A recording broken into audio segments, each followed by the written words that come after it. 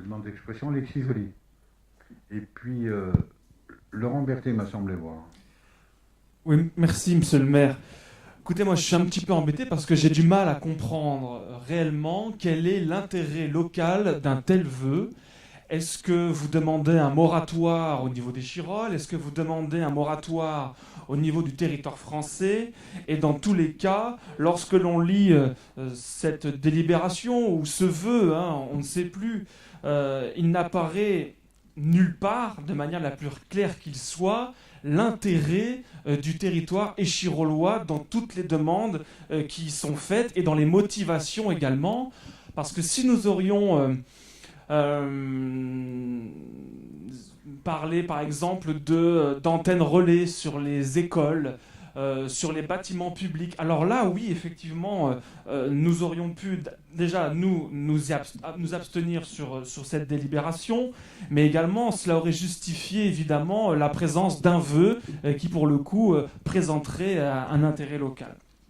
Alors, nous ne sommes pas de ceux qui regardent constamment dans le viseur et qui ont toujours un œil fixé dans le passé.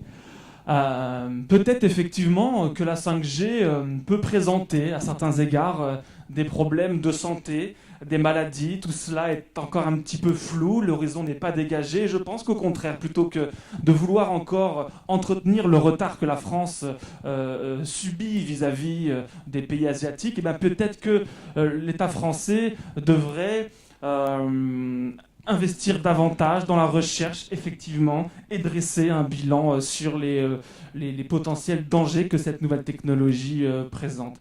Et nous y voyons plutôt là l'occasion de mettre en œuvre un génie français que nous avons oublié, et encore une fois de rattraper le retard considérable que la France subit face notamment à la Chine. Alors la 5G, elle ne va pas seulement être utile pour regarder des films porno dans les ascenseurs.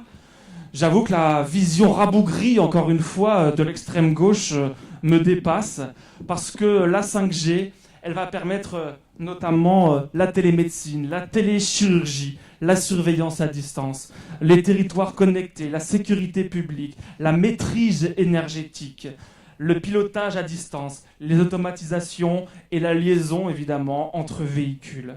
Alors la 5G, elle est déjà là, c'est demain. Et la France et Échirolles, les élus, les Français, les habitants doivent composer avec cela. Et il ne faut pas espérer évidemment un report de quelques mois sur ces questions qui sont déjà présentes aujourd'hui. Vous nous parlez également d'énergie décarbonée. Mais vous êtes précisément de ceux qui obligent à la réouverture des centrales à charbon et qui produisent évidemment des effets dévastateurs en termes de production de CO2.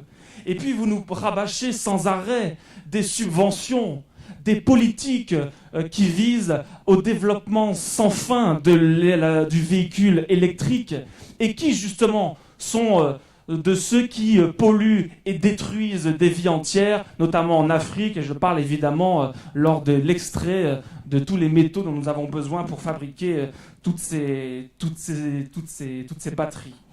Alors bien sûr, il y a un risque.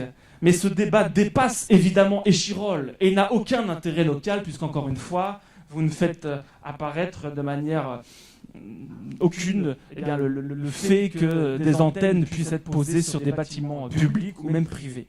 Et donc, c'est un débat qui doit être évidemment saisi par tous nos gouvernants, tout comme nous en parlerons dans les prochaines années de la recherche sur les véhicules à hydrogène, où la France doit devenir pionnière sur ces sujets et ne plus laisser les pays asiatiques en avoir le monopole, sur l'intelligence artificielle éthique, avec un véritable état stratège à la barre, et non pas, encore une fois, cette vision rabougrie dont la gauche nous a toujours habitués, c'est-à-dire un saut en arrière. Et d'ailleurs, je suis sûr que la plupart d'entre vous auraient été contre la découverte du feu à l'âge préhistorique. Voilà, merci.